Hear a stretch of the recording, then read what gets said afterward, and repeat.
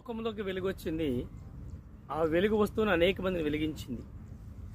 ఆ లోకంలోకి వచ్చిన ఆ వెలుగు ఎందుకు వచ్చిందనంటే లోకానికి తీర్పు తెచ్చడానికి వచ్చిందండి. యోహాను సువార్త 3:19 వెలుగు లోకములకు వచ్చింది కానీ తమ క్రియ చెడ్డమైనందున మనుషులు వెలుగును ప్రేమింపక చీకటిని ప్రేమించిరి. ఆ తీర్పు ఇదే. మనుషులు వెలుగు వచ్చిన వెలుగుని ప్రేమించినందున చీకటినే ప్రేమించినందున వారికి తీర్పు కలిగే ప్రమాదం ఉందంట.